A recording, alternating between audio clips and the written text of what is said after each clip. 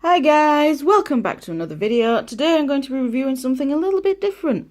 I'm going to be reviewing the Star Wars Black Series Grand Moff Tarkin. I don't usually review Star Wars figures. I'm not the biggest Star Wars fan. I do like the films, but I don't really delve that too deep into the lore, so I'm not a big Star Wars know-it-all. But I've heard lots of good things about this figure, and when I found him for £18 at MCM London a couple of weekends ago, I was just like, why not? So we'll just get him out of the way for a minute, because he comes with this little droid, which is kind of cute. Comes on a clear plastic stand, and it is on a ball joint, so you can pose it. We can't really pose it, but it is detailed really nicely.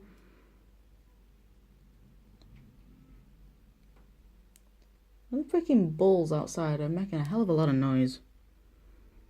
But yeah, so this little droid, he's detailed quite really nicely. So just move that over there.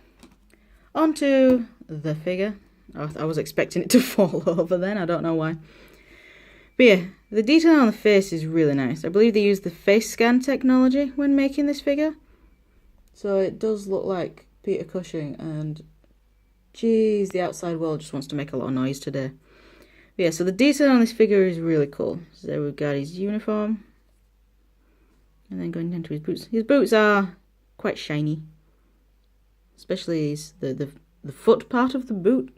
For some reason is shinier than the rest of his boots. But oh well. And then the mane. But get a good look at that head sculpt. There you go. But yeah, it's a very nice figure. For some reason, he has a gun holding hand, but he didn't come with a gun.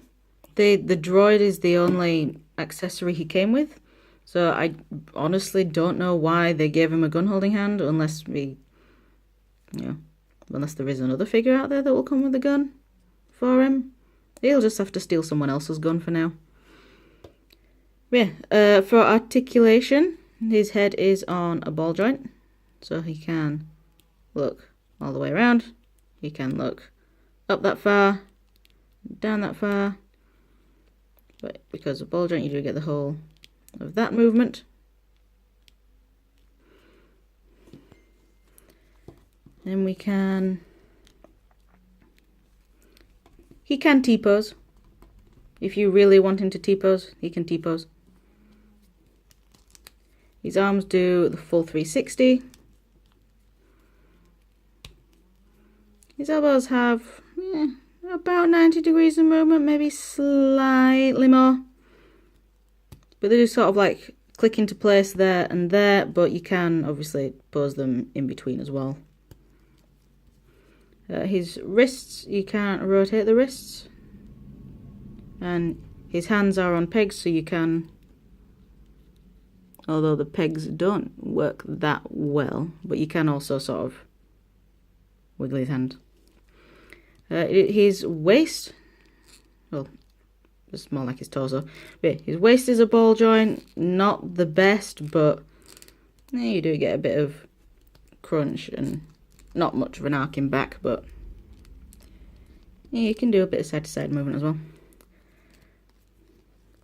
He can do that much of, he's got a decent spread, but that is due to his uniform having this split down here, so it's not restricting his movement. His legs can move forward that far, backward that far. This part of his uniform is also made of a soft bendy plastic, so that won't get in the way of the legs either. He does have the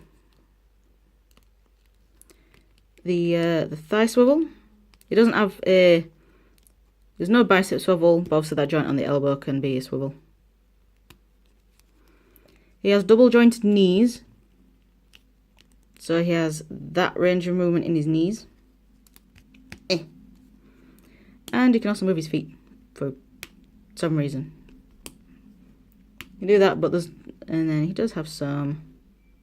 Actually, he's got some very good ankle tiltage. You can break his feet. He can break his feet both ways. I don't... Why does he need that much ankle tiltage? That is just ridiculous amounts of ankle tiltage. I never actually looked at that when I first took him out of the box. But that is ridiculous ankle tiltageness. So we'll just put him there. And we'll bring in the size comparison figures, which are the same as usual. So here we have him with the World of Nintendo Fox McCloud figure, which is tiny compared to him. Oh, wait a minute, I need to bring the droid in as well. There we go, little droid.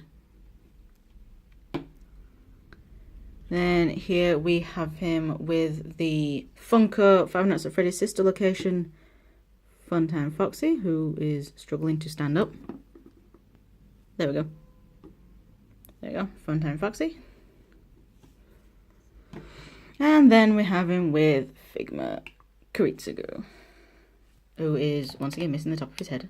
There we go, Figma Kuritsugu, who is, if I put him Tarkin on his stand, Kuritsugu is still a bit taller, but they're in like the same size range. So, yeah.